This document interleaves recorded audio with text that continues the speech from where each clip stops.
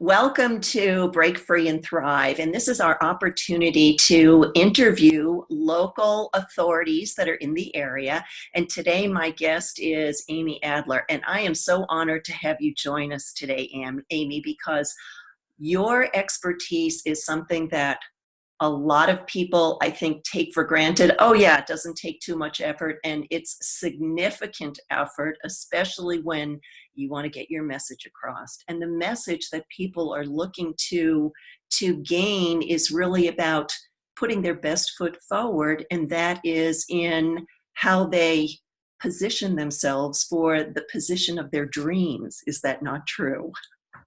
It is so true. Thank you so much for having me. I'm so glad to be joining you. I love to talk about people's stories and how they got to where they are in their careers and how to propel them forward into the thing that they want to do next. And sometimes people aren't positioned to do it for themselves, as well as an outside, shall I say, dispassionate observer might be. So that's where I come in. That's how I help people. Okay. And I think one of the things that we really do need to highlight is you are by far in a very exclusive club, and that club is because you actually entered as Best Executive Resume in a resume writing award opportunity, and you won that prestigious award. So we're not just talking about someone that writes resumes. We're talking about someone that's in a very elite club. And I actually was not aware of the Tory Awards, Amy. Well, it's a pretty prestigious thing among resume writers. It's well known among resume writers, the toast of the Resume Industry Awards held by career directors every year. So yes, I won first place. And I think the most coveted category, the executive resume writing category, some number of years ago. And I've been largely since then serving as a judge. So I haven't entered in a while. But it was the most amazing experience. Good. I'm glad to hear that. So when people come to you, obviously they're looking to identify or get themselves positioned so that their story is told in I'm going to say, in the best light possible. But at the same time, sometimes they're coming to you and they don't really understand the points that need to be positioned on their resume. So this is really about translation. My job is to serve, as a resume writer, is to serve as a translator between where people have been and where they want to go. So that connection in between sometimes gets lost because people don't know what to say about themselves. They see themselves as doing what anybody in their role would do and not seeing the defining moments in their career, not seeing the ways to tell those stories so that they can easily convince somebody who's reading their resume or their LinkedIn profile or some other document that they are the right person, at least to initiate a conversation with, to have the right kinds of details in there that showcase how good they are at what they do. And I think that's a critical word, showcase, because when you're presenting your resume is showing a particular point in time, but it's the richness of your experiences at each one of those positions that are on there. And I think sometimes we may be, I'm not going to say stuck, but we may be in a position where we're asking the question, okay, what is someone looking for? And you can look at a particular company that you want to apply to, but you also are aware of, okay, these are what the postings say, and how can we position ourselves in the best light possible? And that's where you come in and you're able to kind of draw that information out of someone. And how do you do that? So the word resume writer implies writing. You have to be good at the technique of writing. But resume writing is really about asking good questions, to your point. Mm-hmm. So thinking about, at a high level, what does this person do if they're in operations, if they're in marketing, if they're in finance, that opens up a kind of a category of topics that might be relevant in that particular conversation, but then digging more deeply to say, okay, so you're a VP of marketing and you want want to do this type of thing. Maybe you want to work in digital or e-commerce. So then what are the kinds of things that you have done that would resonate with your audience so well that they don't have to ask the question, what is this person doing in front of me? They can say, I understand this person's background. So asking the kinds of questions that go far deeper than the superficial help, and then casting those stories in what we resume writers call CAR stories is really helpful. CAR is an acronym, a common acronym in the industry. It stands for challenge, action, and result. So we look at the problems that this person has solved, or the problems the person is facing, the actions they took to solve it, and then the outcomes. So it's the outcomes that are important, because those are a litmus test for the reader. Did this person do a good job or not? Did this thing happen or not? But the storytelling that has a beginning, middle, and end is what compels the reader to want to learn more, because there's something to bite into. There's meat on that bone in that story. And your job is to find the meat. It's to find the meat, and just keep asking questions, sort of poke around in someone's background and say, well, what were you doing when you say you were involved in this particular project? And then you sort of see where it goes and tease out the most relevant nuggets, the most interesting stuff, the pieces that showcase that person most effectively, and cast a good light on the things that they have done. And this isn't related to level, by the way. I was making an example out of a VP of marketing, but it can be as relevant for a high school student or a college student or somebody just entering the market or somebody returning to work. The things that they have done are valuable because they have done them. And I say this a lot, that people think they do things the way anybody would do them. And that's just not true. So part of teasing out that story is helping people understand the amazing things that they have done in the way that they have done them, that may not be related to the way someone else would have done it, even if the end might have potentially have been the same. So keep asking deep questions and make the person think, make the job search candidate think very, very hard about what they've done, because the stories are what drives the whole document. And a side note, it is also what prepares them for their interviews. Just to say that having these stories top of mind makes an interview go so much more smoothly for somebody.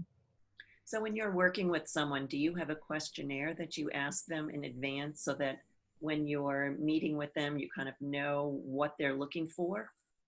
So I do ask a certain number of fundamental questions before we get started. What types of roles are you looking for? Show me some job postings that you're interested in. And let's take a look at those and take them apart and see where they overlap. My goal is that the 3 to 5 job postings they show me are about 80 to 85% overlapping.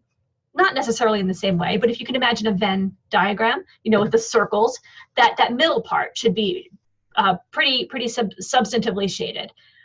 So if somebody is looking for a marketing role, they're probably all going to be about marketing. And if there's some strange outlier, maybe they put my go-to orthodontist. If somebody wants to be an orthodontist, it's not my job to say they shouldn't do that.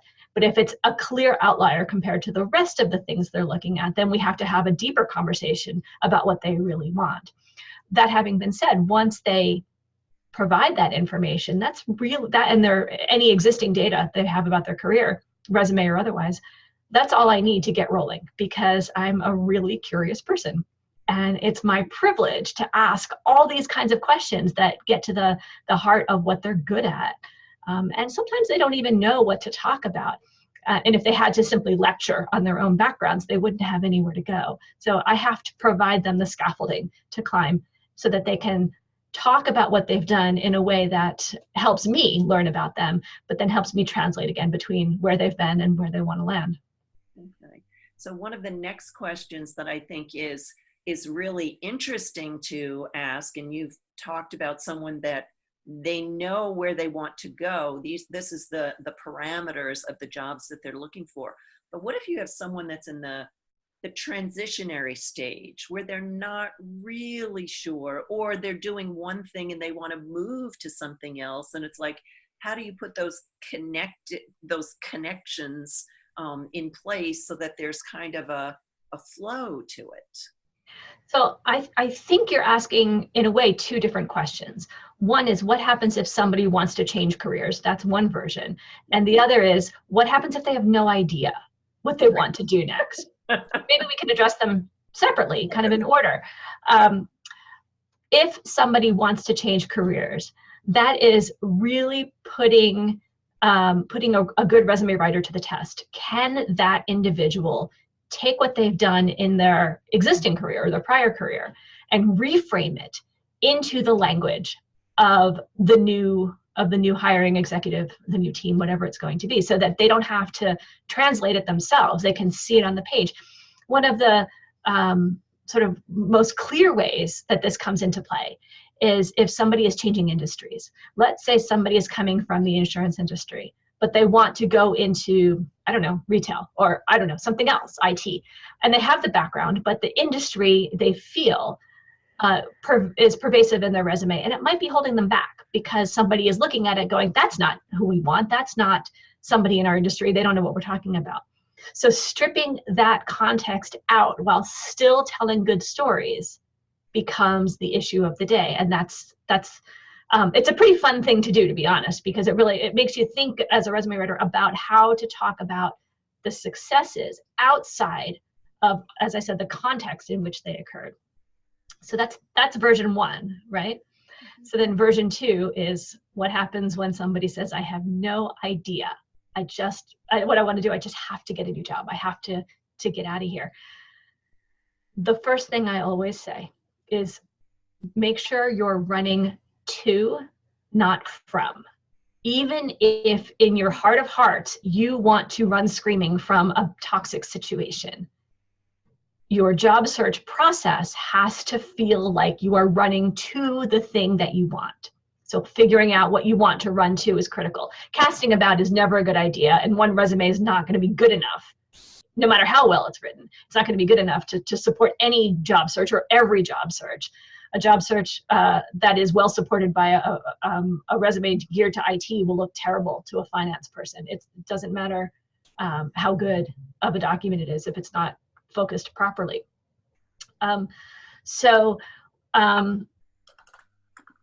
Thinking about what that thing is, what's the ideal set of opportunities for somebody. It's a daunting question, but at least it gives people some sense that they have to have direction. So that's the first thing. And helping them gain that direction is the province of career coaches, sometimes the province of resume writers, and sometimes a good overlap. So at a high level, I might say, what do you like to do every day in your job? And they might start by saying, well, I'm an IT person, so I set up hardware and software and so on. I said, no, but do you like it? Well, no, what I really like is going into someone's office and they have a big mess on their desk and they can't figure out why their machine isn't working. Oh, so you enjoy the troubleshooting part of it. That's really interesting. So what happens when you have to replace the equipment? How do you know that it has to get replaced? And then all of a sudden I'm into some story in which somebody went into someone's office, some executive's office, and they figured out that the machine was busted. They had to replace some component. They had to source the component, get the right price. And maybe that became a strategy for the whole company, that maybe all of those things were failing and this person devised a solution that worked. That's all of a sudden really interesting. So how that plays out in some future role, I don't know, but it gives some steps that person can climb on their own and say, oh, I really enjoyed the troubleshooting part of that. Okay, so that's really strategy, or maybe it's operations, or maybe it's procurement. You don't know until you kind of figure that stuff out. And then you can take those keywords and start looking at job postings. And again, this is sort of superficial, but it's a good way of starting. Looking at job postings that use those words. That has nothing to do with job title. So we're not going back to IT systems person or whatever they're called. We're looking for operations, we're looking for budgeting, we're looking for procurement, we're looking for sourcing, we're looking for vendor management. These are all different areas of expertise that are outside of any one particular industry and very deeply embedded into whatever the person finds really cool about what they do every day. So it's a really good place to start, and it does help people reframe their experience outside of the thing that they the office door they open every day and the desk they sit down in every day, so that they can see other opportunities. So often people are hung up on job titles. I want to be A. Well, but what if the thing that you want to be, that you're saying you want to be, doesn't have the parameters of the stuff you like to do? Why bother? So in that regard, knowing what you want or knowing what you don't want is as important as knowing what you do want. And do you find when going through this probing process of someone that doesn't know what they want to do, once you go down that path, you hear where the passion is, you hear the excitement, and that's kind of the vein that you're going down, or the path that you're going down, because you can see someone is really interested and has purpose in that particular area. Have you found that? You know what happens? People's voices change. The way they talk, you know this, we've had this conversation. People talk about what they've done so differently if they love the experience. If they have a bad taste in their mouth, it comes across. So to be fair, no good resume writer, no good career coach would say, I think you should do this. I think you should grow up to be a ... That would be haranguing, or I don't know, something, not coaching and not helpful. People don't like to be told what to do. They don't want to be told where their passions lie. But it's always, I can hear people smiling over the phone. And that is the greatest feeling, when you know you've hit something that makes them so happy. It just powers them. And to be able to, you're right, to ask those questions, to pursue those lines of thought and expertise, it just makes the words flow for them so much easier. And they love to talk about what they know. Because it's the story, and it's their story, and they're living their story that they love. And sometimes what they love isn't what they're doing in that moment. Right. And they say, well, I've been doing this thing for 3 years. It's been a good experience. I've gotten some good stuff out of it, but it was a departure from what I was doing before. So now the role of the resume writer is to recast the current role so it doesn't overshadow the prior role, which is really what they want. Mm-hmm. So it's thinking about the whole arc of the story and the end of it, which is never the end, but the next job. The end of the process is to get the next job, but then to have that be more of what they want, more of a smooth sailing for them into the next role, where they just feel like, this is where I'm supposed to be. This is the right thing. And you, as a result of your background, kind of a varied background, you've done some writing, obviously enjoy what you're doing. Your MBA has also been in strategic management. It's kind of like you have this little path that you go through that kind of helps identify where to go next with someone. So I think you should talk a little about that, because I think that is the area that sets you apart from going to someone that's just going to write your resume. You've been there and know what search people are looking for. From the standpoint of having had a varied background. Yes. On some level, not so varied. So I only ever wanted to go into book publishing my whole youth and adolescence. And I got a Master of Arts from NYU with a focus in book publishing. And I did it. I did it for a while. And I worked in editorial management. And then I chose to get an MBA as well. So I just added this sort of left brain approach. Actually, it's a mostly left brain approach, even though it's writing. But to see how I made this switch myself, and it was a hard switch. I was a really non-traditional MBA candidate, but it seemed to work out okay. It was the hardest thing I think I ever did academically.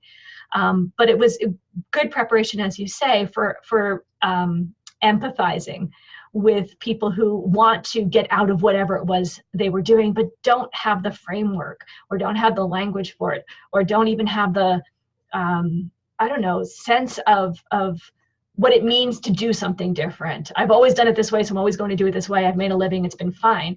But what does that passion dictate that they should do? How should they flip things around or find somewhere else to go? What else should I say about career shifting? Well, and I think in our community, there are women that have corporate careers, and they've been doing those corporate careers, you know, successfully for the past maybe 10 years, 15 years. And then they come to a crossroads, and that crossroads is, it doesn't really satisfy me. I feel like there's something else out there. And as you've mentioned before, you know, when someone's looking to make a transition, but I think when they come to, you know, looking at that obstacle that they have to overcome in putting together, okay, now I have to investigate what I want to do next. And I'm not really sure what that is. And at the same time, a lot of the experiences that they've had up until that point are leading them to what the next step is. They just haven't identified it. And I think you've run into some of those people that have, you know, how can we make this look in a positive light, even though we may have jumped around a little bit or may have wanted to switch industries. And I think there's a certain process that you go through as you're, you know, probing, asking questions to kind of position that person's background in the best light. So it's always easy to position somebody's background in the best light, assuming that they haven't run afoul of the law or done something truly dangerous. It's not so easy if it's you. It's not so easy to see inside yourself and say, what's really good about this? But for me, that's the joy. That's the joy of working with somebody, picking apart what they've done and giving them a moment to shine on the paper, on the screen, and being able to say, yeah, sure. So you went from being a stay-at-home parent, or you went from a career to a stay-at-home parent to something else.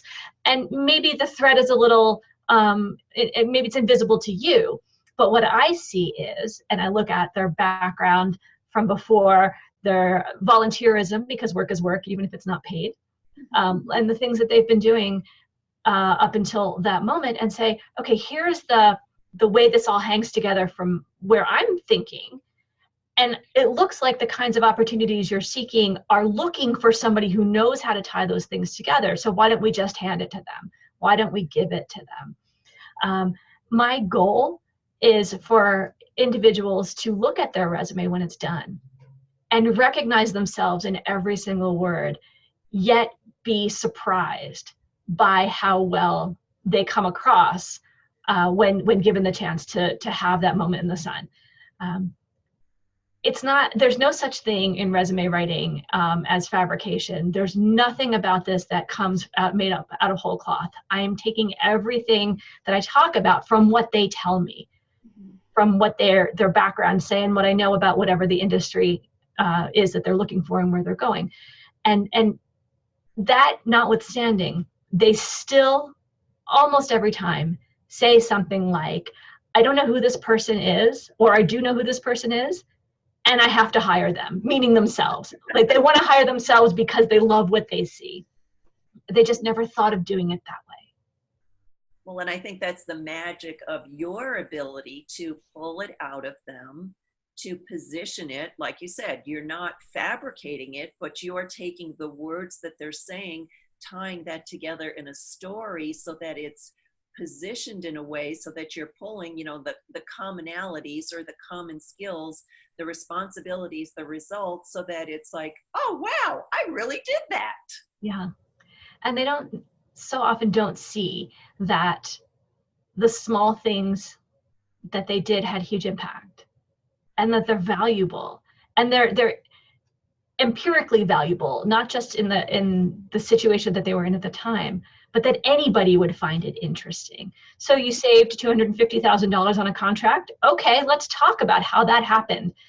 And they might say, oh, well, you know, somebody else did something better than that. Well, no, this is you. This is you right now. Talk about how you saved the money and how you were more efficient and why that was extremely cool.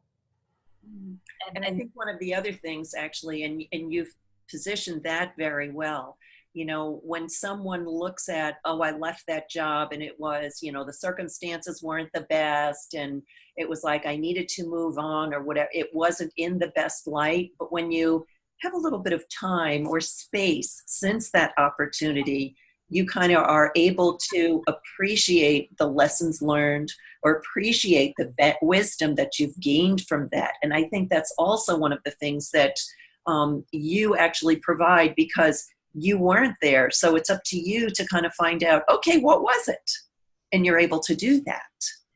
So you bring up a good point. What happens when the experience wasn't so good? What happens if they ended their role or the role ended for them before the project was finished? What happens when things didn't go exactly the way they intended? So that's quite the quandary for a resume writer, because we want in our ideal world, we want to say, okay, here was the challenge, here was the action, here was the result. This is what it was. And isn't that awesome? Mm-hmm. In a way that is sort of incontrovertible evidence of their expertise. But what happens when somebody gets fired, let's say?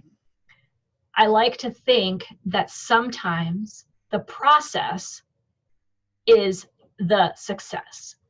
Setting up the process and doing the thing you thought best is the success. So sometimes we wind up talking about how people established a new system for something, even if it didn't get enacted all the way. So maybe there wasn't a conclusion that we can talk about definitively, but maybe they had to rally people around a new way of doing things. And that's actually a greater gift, because they're looking at it as possibly a negative experience, and you're able to see the lesson learned. Without a doubt. And then they don't have to provide their audience with their own obituary. They don't have to say, oh, these things are awful and I'm sorry that I did them and I can't believe I got myself into that. They can just say, here's, with the limited time and resources that I had, this is what I did. And that gives a positive spin on something that may not feel very good to them. And then, of course, gives them the opportunity to move on from that conversation, instead of talking about or thinking about or trying to figure out how to get out of talking about how this bad thing came to an end. Why not give them the tools to describe the next thing that was so much better? Because that role ended, I all of a sudden had this great opportunity to explore something else. And what happened was I got this great role that succeeded it. And I had the opportunity to do something really cool and different. And it just changes the conversation. In a very positive way. In a very positive way. Yes. So one of the things I wanted to ask was, you've been doing this for quite some time. It's about a little over 10 years. Just about 10 years, yeah. Okay. What are your words of wisdom and lessons that you've learned as a result of this environment that you've been in? Because the employment market has been very different over that period. Don't take anything for granted. As a person working in a company, love your company, let them love you. But maybe that relationship doesn't have to be quite as tight as it used to be, in our parents' day. There's so much opportunity, so don't stop learning. Don't give up opportunities to take your skills to a new level. Make sure that you're building the relationships that you might need down the road, starting today. The kind of a thing, plant a tree today for shade in the future. If you wait until you need that network, it's going to delay whatever your process is. I won't say it's going to be too late, because you can always build relationships. But don't let those relationships you have now run cold, because these are people you care about and who will ostensibly care about you. So keep those things, those lines of communication open. Okay. And as a result of someone working on their resume, they also need to be aware of putting things out on LinkedIn. Is that correct? That is correct. So LinkedIn is the world's biggest address book, and in the main, it's free to use. There are obviously paid elements of it, but most people have the free service, and it is a free service. You can control every word in your profile, so why not take advantage of the opportunity to control the message, to give your audience what you think they want? In a very circular argument, your profile should be full of what you think your audience would be looking for if they were looking for someone like you. Okay. And you can test it. You can change up your profile, make it more relevant, and see if you are getting more engagement. And know that good recruiters are going to be finding you on LinkedIn, and they're going to be finding you elsewhere. They're going to be finding you through word of mouth. They're going to be finding you through industry associations and every other possible mechanism. If they're really good and you have that unusual, rare talent that makes you so super special, have no fear, you will be found. Recruiters will find you. And I should say, if a recruiter calls you, take the call. You don't know what's going to happen. Even if the role's not right, if you don't want a new job in that moment, don't break those relationships in half. Keep those relationships intact, keep them going, nurture them. You never know when those kinds of things are going to be mutually beneficial. Thank you. Those are awesome words of wisdom. I really appreciate that. The other thing I wanted to mention was, if women are looking to find you, to work with you, I wanted to give them an opportunity to either go to your website, and I'll let you talk about your website. In addition to, I think you have another option that they might be interested in. So I'll let you tell them about that. So I'm very findable. So please visit fivestrengths.com. That's the word five, fivestrengths.com. And if you want to hear more job search strategies and tips, I would invite you, your audience, to visit the Job Search Podcast on every platform out there. The Job Search Podcast is, I think, 60 plus episodes of really soundbite-like job search strategies that you can implement right away. And I think those are awesome, because people can only take little bite-sized pieces at a time. And when you're taking a look at, refreshing your resume, or if you're feeling you're stuck, or if you're feeling that you're in that position and you want to break free and thrive, going to your podcast is the way to kind of take a look at each piece of your resume. And if you want to work more personally with Amy, I would recommend people do that as well. And I think, Amy, you've given us a lot of food for thought today. Good information, your words of wisdom, actually not taking anything for granted. And I think that's been said before, but I think when we talk about being in the employment relationship, and looking at all of the relationships that we have, relationships are the key to, telling our story and making that connection with others. Couldn't agree more.